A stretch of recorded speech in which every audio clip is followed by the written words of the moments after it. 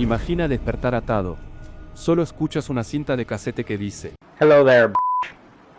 Are you comfortable right now? I doubt it.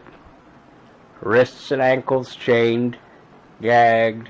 Perfectly normal. I'm going to tell you, in detail, why you have been kidnapped, what's going to happen to you, and how long you'll be here. Our primary interest is in what you've got between your legs. You'll be r***ed thoroughly and repeatedly in every hole you've got. Because, basically, you've been snatched and brought here for us to train and use as a sex slave. Sound kind of far out? I suppose it is to the uninitiated, but we do it all the time. Esto no es una película. Esto ocurrió en la vida real. Esta es la historia de David Parker Ray. David Parker Ray nació el 6 de noviembre del año 1939, en Belen, Nuevo México, Estados Unidos. Hijo de Cecil Ray proveniente de Oregón, un estado costero conocido por su paisaje variado. Y de Nettie Ray proveniente de Texas, una familia tan pobre que tienen que vivir con los padres de ella, en un pequeño rancho, donde pasara muchos años de su vida junto a su pequeña hermana, donde David sufrió maltrato infantil y abuso por parte de su padre alcohólico. Cuando David tenía 10 años, su padre Cecil los abandona, dejándolos sin fuente de ingresos ya que él era el único que traía dinero a la casa. Por lo que Nettie, la madre, decide mandar a sus hijos a vivir con sus padres en un pequeño rancho en Texas. Su abuelo era una persona muy dura y estricta, que llegaba al abuso físico en muchas ocasiones. David al cambiar de hogar tenía que empezar una nueva vida, ya que cambia de escuela y estado. Eso hace que le cueste conseguir amigos, además si añadimos que en su casa sufría de abuso, hace que sea una persona reservada y que le cueste socializar. Por lo que desde joven él y su hermana empezó a fumar, no por rebeldía, sino para calmar la ansiedad. Cuando tenía 14 años, tan solo 14 años, David conoce el mundo del sadomasoquismo, y en ese instante sabe que ese mundo está hecho para él. Descubre que el dolor físico se puede unir con el placer sexual, por lo que el sexo tradicional le empieza a parecer aburrido. Aunque David no era un buen estudiante, en el año 1957 graduarse en Instituto de Albuquerque y encuentra trabajo como mecánico automotriz. Es decir, aunque no era un chaval bueno en los estudios, era una persona muy inteligente en los sistemas de ingeniería, de crear máquinas y herramientas. David Parker Ray, poco después de graduarse, con poco más de 18 años, decide alistarse para el ejército y durante varios años consigue trabajo como ingeniero mecánico. En este tiempo David conoce a una chica y poco después acabaron casándose, un matrimonio que duró tan solo un año.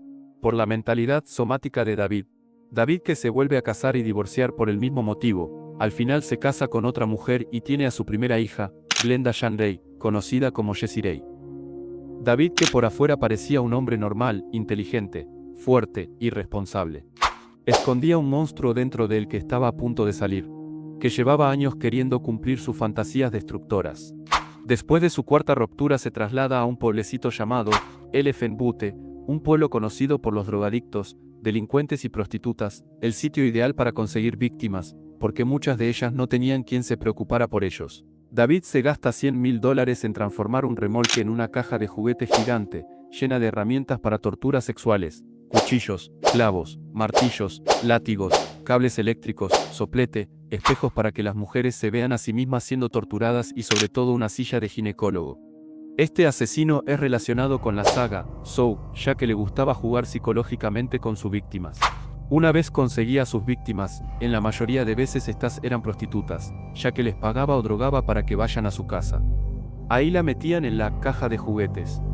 Ahí encendía una grabadora de audio y una cámara que grababa todo. Empezaba a torturar a sus víctimas cortándoles con sierras en diferentes partes de su cuerpo. Pero eso no es lo más impactante. David, después de torturar y abusar de sus víctimas, las dejaba irse, ya que estaban tan drogadas que era imposible que se acuerden de lo que había pasado. Pero como pasa con todos los asesinos, una vez David torturó tanto a una mujer que llegó a matarla. Ahí se dio cuenta de lo bien que le sentaba hacer eso, así que decidió empezar a matar a todas sus víctimas. David, aunque le provocaba placer hacer este tipo de cosas, tenía un autocontrol, ya que como estaba en un pueblo tan pequeño, si hacía esto a menudo se acabarían dando cuenta. Le gustaba tanto torturar a las mujeres, que durante este tiempo escribió un libro titulado El Manual del Torturador.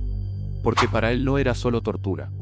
Era un juego macabro en el que las mujeres tenían que obedecer, seguir instrucciones, aguantar el dolor, Si lo hacían bien, quizá sufrirían menos.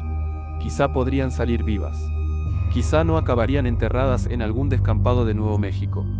Ahí estaba lo realmente perverso. No solo las dañaba físicamente, las destruía psicológicamente. Les daba esperanza. Les hacía creer que iban a sobrevivir. Después de días de abusos, cuando la víctima pensaba que todo había terminado, dejaba la puerta entreabierta, como si se hubiera olvidado de cerrarla. Y justo cuando la mujer estaba a punto de cruzar el umbral, aparecía él, con una sierra. Cuando las capturaba, muchas estaban drogadas. Pero al despertar, el ritual siempre era el mismo. David aparecía, o mejor dicho, su voz, porque se cansó de repetir el mismo discurso una y otra vez. Y decidió grabarlo. Una cinta que reproducía en cuanto la víctima abría los ojos. Una cinta que empezaba así: esto no es una película. Te voy a explicar exactamente por qué has sido secuestrada, qué va a pasarte, y cuánto tiempo vas a estar aquí. Esa cinta existe. Se sabe con total certeza. En el juicio se recuperó una enorme cantidad de material. Audios, vídeos, grabaciones de torturas y abusos. La única duda que quedó fue una sola: si la voz que hoy se escucha es realmente la de David Parker Ray, o una recreación literal de la transcripción policial. Pero el mensaje es el mismo. Eso es lo que escuchaban las mujeres al despertar. Los años pasan. Las vidas cambian. Y también cambia la de David. Consigue novia. Cynthia, o Cindy para los amigos. Y aquí llega una de las partes más inconcebibles de toda esta historia. Ella lo descubre todo. La caja de juguetes, las cintas, las torturas.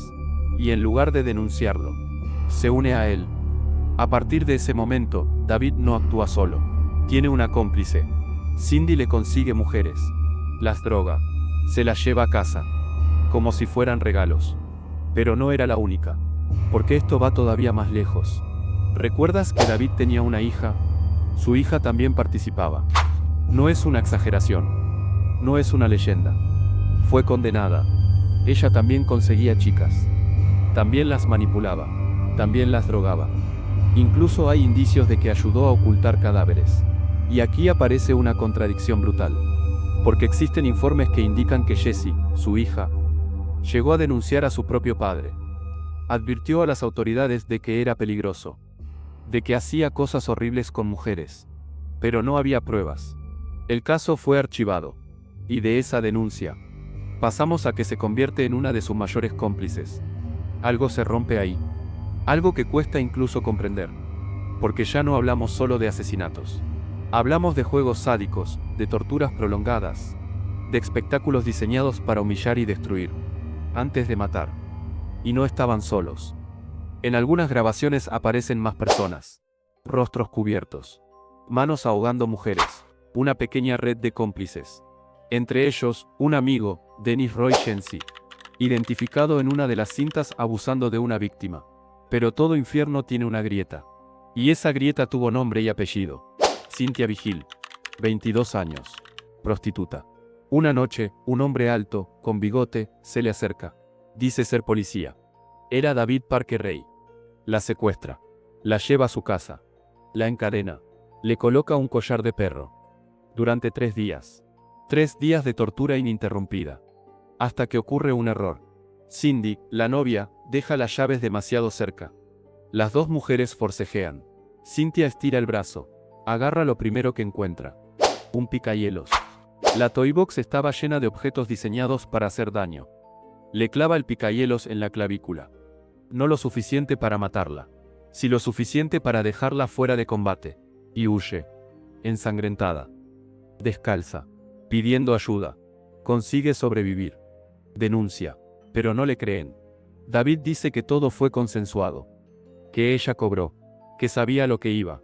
Hasta que otras víctimas aparecen. Mujeres abandonadas en el desierto. Mujeres con recuerdos borrosos. Y entonces, la policía presiona. Cindy se derrumba. Lo cuenta todo. Las cintas salen a la luz. Y ahí se destapa el horror. Horas y horas de grabaciones. Audio. Vídeo.